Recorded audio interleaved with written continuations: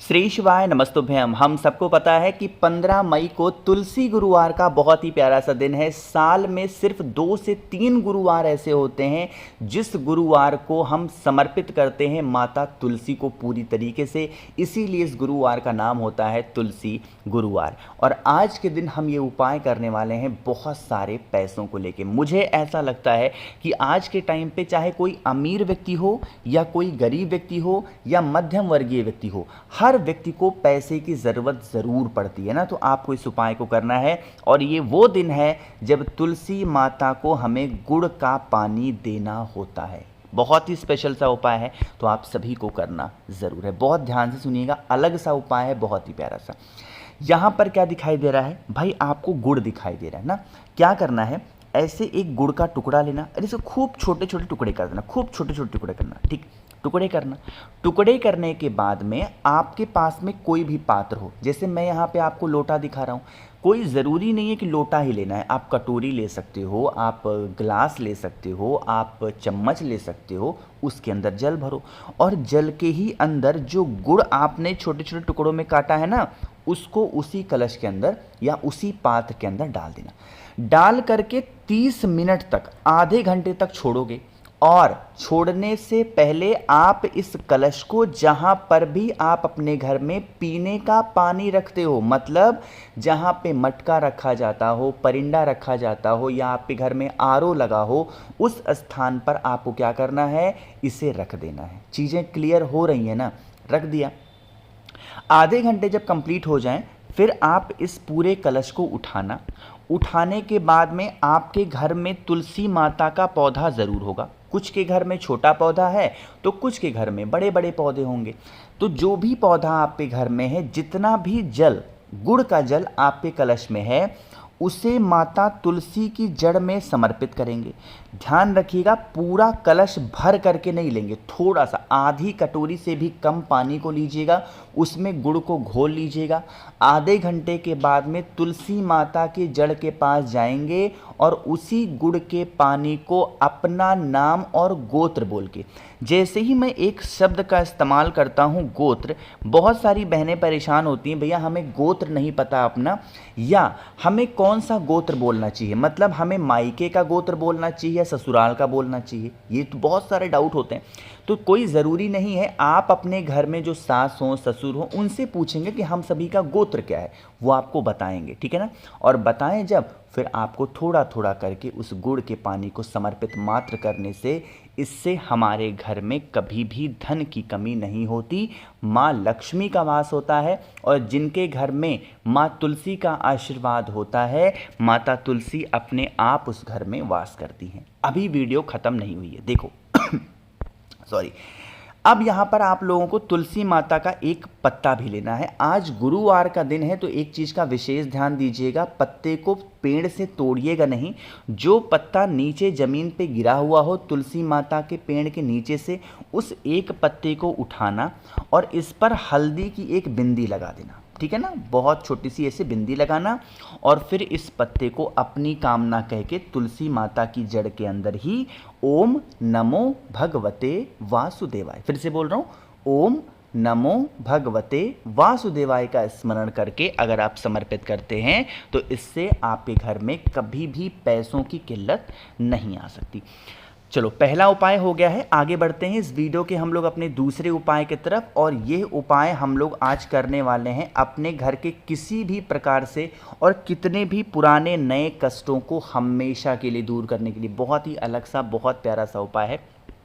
क्या करना है, आप लोगों को ज़रूरत पड़ने वाली है 2 चीज़ों की। कष्ट, देखो कष्ट को मुझे स्पेसिफाई बार बार करना पड़ता है।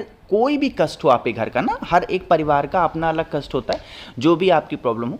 तो आपको लेना है सबसे पहले क्या, एक शमी का पत्ता, ठीक है ना। शमी का पत्ता आज गुरुवार के दिन लेना अनिवार्य है। तो एक शमी का पत्ता ले लो और साथ ही साथ एक चुटकी काला तिल ले लो। काले तिल को बिल्कुल भी गिनना नहीं है, बस आपको एक चुटकी काला तिल लेना है। शमी के पत्ते को लेंगे, काले तिल को लेंगे और पहुंच जाना है सीधा महादेव के शिवलिंग के पास में। यहाँ पर जो नियम आपको बताऊंगा उस नियम को बहुत ही ध्यान से फॉलो करिएगा। सबसे पहले महादेव के शिवलिंग के पास पहुंच करके आपको एक लोटा जल, जैसे ही पहुंचे तुरंत आपको एक लोटा जल श्री शिवाय नमस्तुभ्यम का जप करते हुए समर्पित कर देना।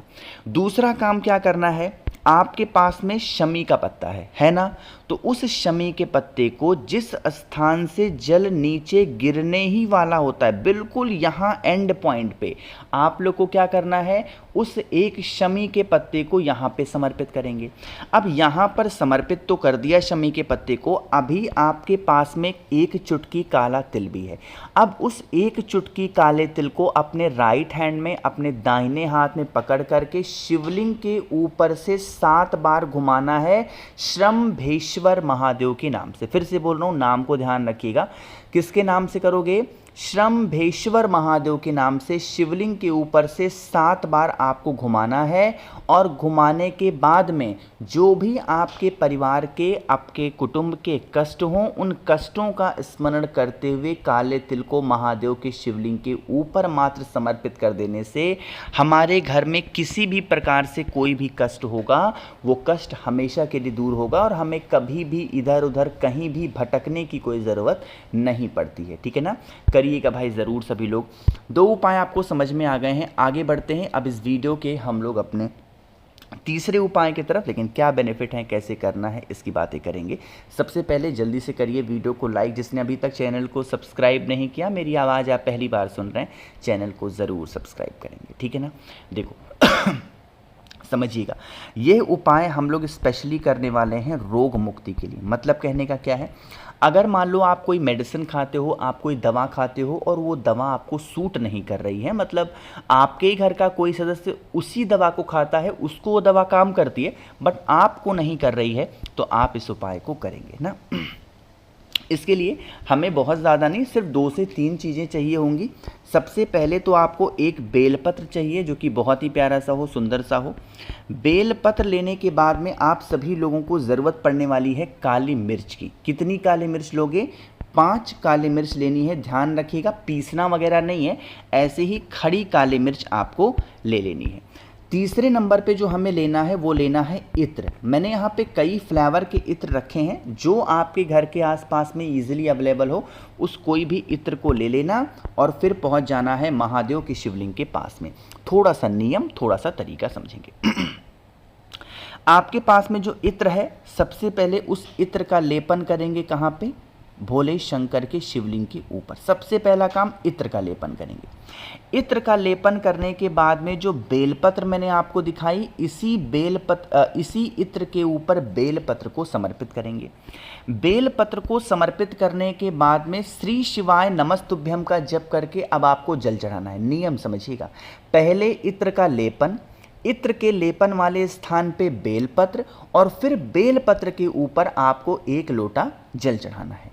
जल चढ़ाने के बाद में अभी आपके पास में 5 काली मिर्च है, उस 5 काली मिर्च को अपने हाथों में लेकर के और बेलपत्र के ही ऊपर जो भी व्यक्ति घर में आपके बीमार रहता है, परेशान रहता है, रोगी है, उसका नाम और गोत्र बोल के कुंदकेश्वर महादेव के नाम से अगर आप समर्पित करते हैं तो इससे रोग बीमारियां आपके घर परिवार की हमेशा के लिए दूर होती हैं और आपको फिर बार बार डॉक्टर के पास जाने की भी ज़रूरत नहीं पड़ती है। लेकिन ध्यान रखिए, अगर आप कोई मेडिसिन खा रहे हैं तो बिना डॉक्टर की सलाह के उस दवा को बंद नहीं करना है।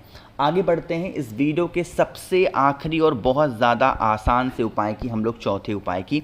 यह उपाय हम लोग करने वाले हैं क्लेश को लेकर के ना, जैसे घर में कोई भी ऐसा, 1 मिनट क्या हो रहा है भाई ये आज, जैसे कोई भी घर में आपका ऐसा इंसान है जो बहुत क्लेश करता है ना, 2 चीज़ें सिर्फ लीजिएगा। मिठास लानी है घर में तो शहद लेंगे, ठीक है ना। हमारा घर अच्छे से स्मूथली चल पाए, किसी प्रकार से कोई दिक्कत ना आए, तो उसके लिए घी लेना है। शहद लेंगे, घी लेंगे और 1 चावल का दाना लेंगे, ठीक। इसे लेकर के 1 बेलपत्र भी लीजिए, क्योंकि बिना बेलपत्र के कोई भी उपाय अधूरा होता है। तांबे के लोटे में जल भर के पहुंचेंगे महादेव की शिवलिंग के पास में, ठीक।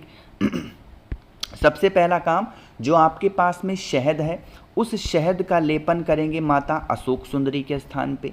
जो आपके पास में घी है उस घी का लेपन करेंगे माता के हस्तकमल पे, और जो बेलपत्र है उस बेलपत्र को समर्पित करेंगे भोले शंकर के शिवलिंग के ऊपर।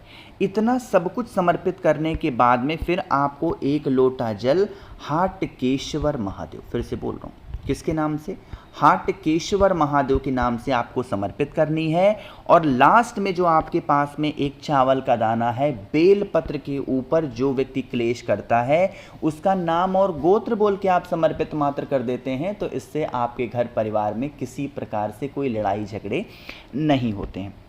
बाकी मैंने कोशिश की आप सभी को सारी चीज़ों को अच्छा बताने की। वीडियो पसंद आई हो तो लाइक करिएगा, कुछ पूछना है नीचे कमेंट सेक्शन में पूछ सकते हैं। और मेरे जितने भी भाई बहन आवाज़ आज मेरी पहली बार सुन रहे हैं, चैनल को ज़रूर सब्सक्राइब करेंगे। श्री शिवाय नमस्तुभ्यम।